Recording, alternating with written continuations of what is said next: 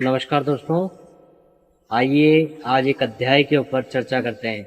जैसे मैं जानता हूँ समझता हूँ आप बहुत समझदार हैं, फिर भी आज हमारा टॉपिक है चिंता यानी टेंशन।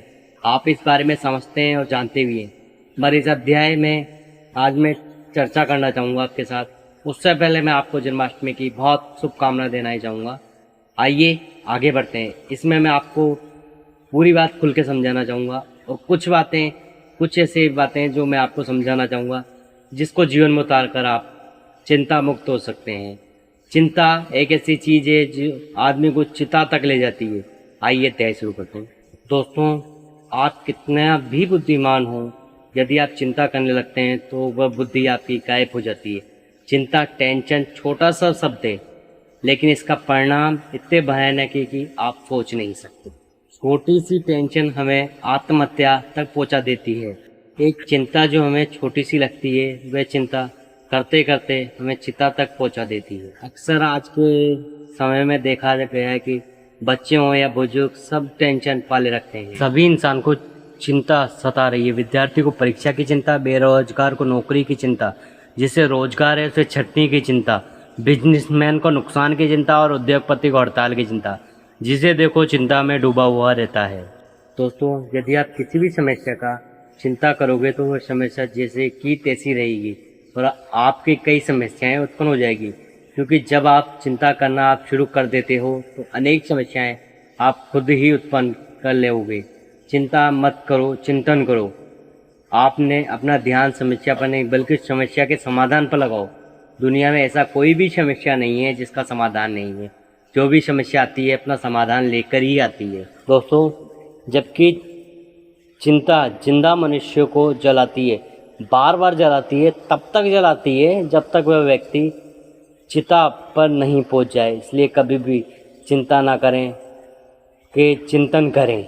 आइए इस बारे में मैं कुछ बातें आपको बताता हूँ जो आपके जीवन सुधार सकती है। और चिंतन दोनों में बहुत अंतर है।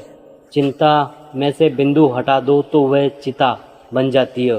चिता मुर्दे को जलाती है, एक बार जलाती है, अंतिम बार जलाती है।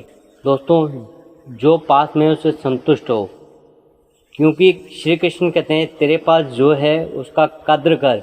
यदि आसमान के पास भी खुद की ज़मीन नहीं है। चिंता का एक मुख्य कारण है हमारी असंतुष्टि रहना। हमारे पास जो भी है हम उसे कद्र नहीं करते।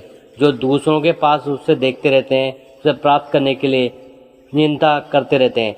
दोस्तों, सबके पास सब कुछ नहीं होता और होना भी नहीं चाहिए, क्योंकि ये दुनिया सभी अपने अपने कर्मों का फल प्राप्त करती है। कुछ लोग अपने भाग्य से कुछ प्राप्त कर लेते हैं, हम उसको जलन नहीं करनी चाहिए। आसमान में उड़ने वाले व्यक्ति को जब भी नीचे खेत में काम कर रहे किसान दिखते हैं तो सोचता है कि काश मैं बहुत समय कर दिया है कि उड़ने वाली समस्या है कि काश मैं उठने चाहिए जब समय पर छोड़ दिया। मेरे उसके पड़ोसी बहुत परेशान करते थे।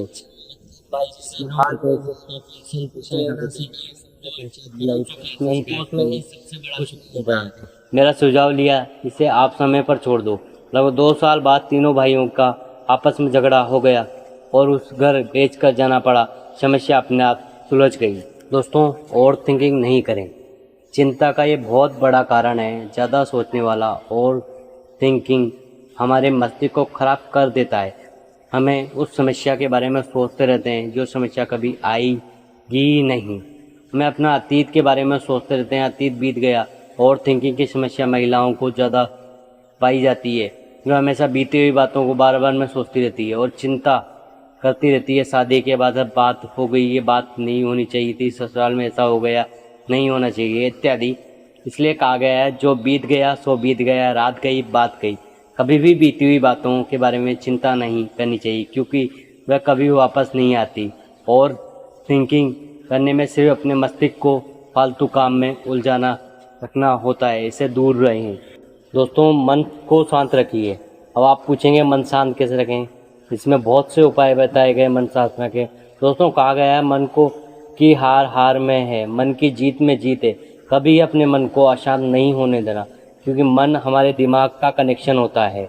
मन यदि शांत नहीं है तो आपका दिमाग सही काम नहीं कर पाएगा, वही सही गलती का निर्णय नहीं ले पाएगा। इसलिए कभी भी चिंता ना करें। मन को खुश रखें। यदि मन शांत रहेगा तो चिंता आपसे दूर रहेगी।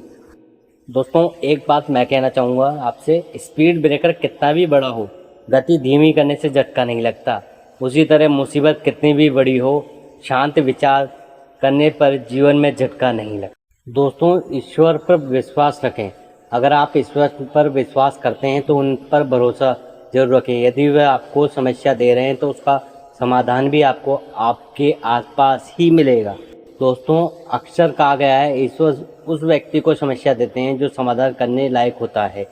इसलिए समस्या देखकर घबराएं नहीं, चाहे कोई भी समस्या हो। चिंता करने से कुछ नहीं होगा। दोस्तों, भगवान का नाम लें और भगवान को धन्यवाद कहें कि ये समस्या हमारे पास आई, क्योंकि हम जितना समस्या का समाधान करते हैं हम उतने ही मजबूत होते हैं। हर आपदा में अवसर निकलता है वाला इंसान ही सच्चा इंसान होता है। दोस्तों, समस्या को पहचानें और उपाय सोचें। पहले आप समस्या की पहचान, आखिर कौन सी समस्या है जो आपको चिंता का कारण है। कई बार होता है कि हम समस्या को नहीं पहचान पाते। दोस्तों, जैसे मान लें आपको घर बनाना है, आपके पास पैसा नहीं है, इसलिए आपको एक दूसरे ज़मीन बेचनी है। वह ज़मीन पैसे से आपको घर बनाना है। दोस्तों, ये आपकी घर की चिंता करते रहते हैं कि घर कैसे बनेगा, तो ये आपकी समस्या सही नहीं है, क्योंकि समस्या आपकी ज़मीन बिकने की। यदि ज़मीन बिक जाएगी तो पैसा आ जाएगा, घर तो अपने आप बन ही जाएगा। चिंता क्यों करते हैं? यदि आपके पास एक से अधिक समस्याएं और आपकी चिंता आप करते हैं तो समस्या पहले आ रही है तो उसे दूर करें, उसके बाद दूसरी समस्या आएगी, उसे दूर करने के बारे में सोचें। दोस्तों, माया मोह का त्याग करें।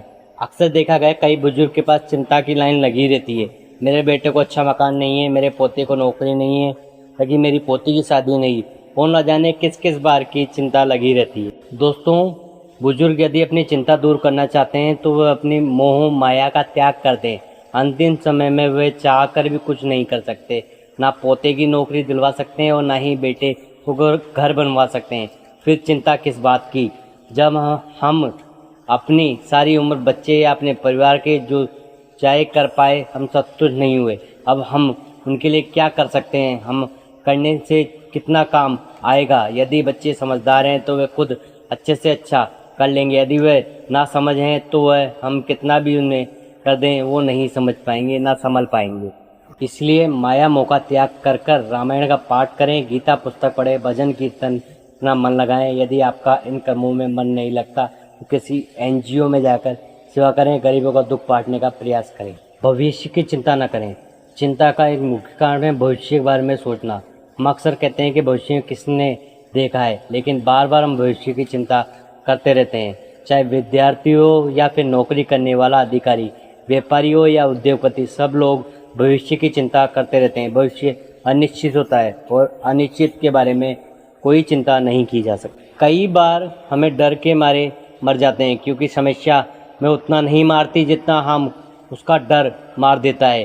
कोई महामारी आएगी, आपको लगेगी, फिर आप मरेंगे, लेकिन आप पहले ही चिंता करने लगे बीमारी आने वाली है, मुझे लग जाएगी, तो आप बीमारी आने से पहले ही मर जाओगे। दोस्तों, हमेशा आशावादी रहें। आशा ही जीवन, निराशा तो मौत है। चाहे कैसी भी परिस्थिति आए, आप एक बार निश्चित कर लो कि मुझे आशावादी बनने रहना है, मुझे निराशवादी नहीं बनना।